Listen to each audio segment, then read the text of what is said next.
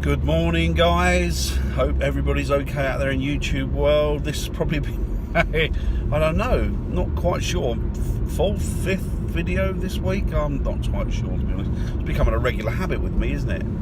Anyway, I was thinking about things last week or so, and I've met some nice people, various people over last week, and they become interested in what I do as a paranormal investigator, as a ghost hunter. And what it is, they assume, or they don't assume, well, I kind of guess they do assume. They ask me questions like, which is one of the old favourites that they ask, is, so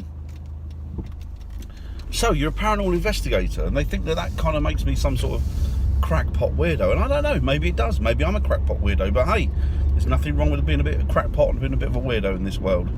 In fact, I think it makes you you're all the better for it. But so yeah, they ask me things like that, and they also say to me, they assume, and then they ask me, so well, they start banging on about conspiracy theories and aliens and ufology and that type of thing, and I say, whoa, you know, like the ghost question, I can't give you any answers. I can assume that that I know the answer, or I can theorise, but I can't tell you whether these things are real or not. You know, I don't jump to the conclusion that, well, you know, I've seen a few things on TV, I've seen a few things on video, and I've read a couple of books, and I've seen a few pictures, therefore aliens exist, or therefore, yeah, the government were a part of whatever world conspiracy is going on at that time. You know, I'm sure those type of things do happen. I'm sure they do. But that's not the rabbit hole that I go down, you know. I don't contest that, you know, there's a strong possibility, well, there's not a strong possibility, I'm sure that there are people out there that live on other planets, or life forms that inhabit other planets and solar systems. As to whether they've been here or not, I don't know. Things like the moon landings, that, you know, do you believe it happened? And yeah, I do, really. You know, I'm open to everybody's point of view. I think that's an important, that's a very important thing to be open to other people's views and interpretations of things. But it doesn't mean that I'm going to run away and become, you know, stick a tinfoil hat on my head. Well, that might suit me, and stick a coat hanger out the top of it as an aerial, and hope that aliens will surpass me and that the government can't read my brainwaves. You know, I can't tell you. You know, I'm not a conspiracist, is what I'm trying to say. You know, I'm sure there are, without a doubt, there are things that governments do. There are things, weird and wonderful things in this world. But, you know, I don't, as I said before, I don't jump in both feet first. I don't assume, sorry, that I know the answers. I just, I take the information that's out there and I kind of correlate it, and then I make my own assumption. But, you know, there's nothing to substantiate any of these conspiracy theories, really. You know, there's nothing wrong with being a conspiracist. You know, it's a good thing. It's a good thing to ask questions and to open your mind up to all different interpretations and questions. You know, if you don't question, then what's the point, really? You know, there's nothing. I'm not saying there's anything wrong with that. I kind of guess what I'm trying to say is that people think, obviously, they sort of lump me in, as it were, with conspiracists and ufologists and dowsers, and, you know, I'm not saying that there isn't any credence behind any of that at all. On the contrary, you know, there probably is, but how far into it do you go, and how much of it do you believe? You know, as I say it time and time again, you have to be objective. But yeah, it's weird, isn't it, how people kind of they find something out about you, and then they kind of they stereotype you. They want to fit you into a box, you see. They like to compartmentalise you. You know, oh, that's Dan, or that's whoever, and he's into paranormal activity and he's into ghosts and that, so therefore it follows suit that he would also be into aliens and alien technology and government conspiracies and the Illuminati and, you know, new world orders and all that type of thing. And I'm sure, you know, we know that there's world orders. We know that, you know, we call it society, I think. But we know that these things go on. We know that there are rotten apples in the barrel. We know that. But you know, I'm not really a conspiracist. You know, there are some strange and odd and weird, wonderful things that go on in this world.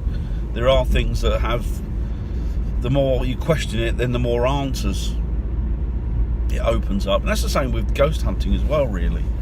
But as for conspiracies and being a conspiracy theorist, no, I don't think I'm not really. You know, I'm certainly not.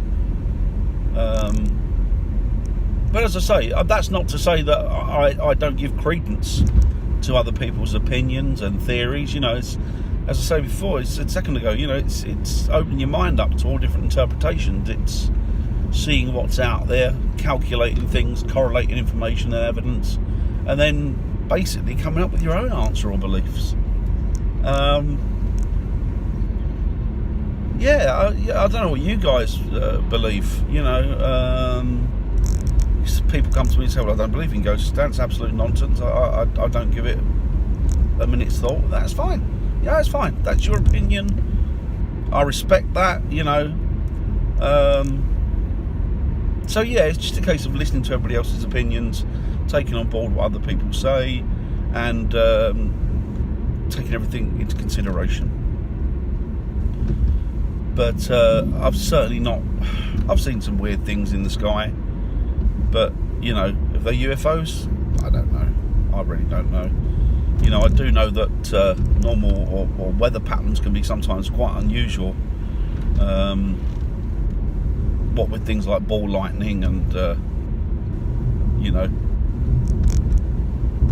stuff like that, really. You know, which are just natural phenomena.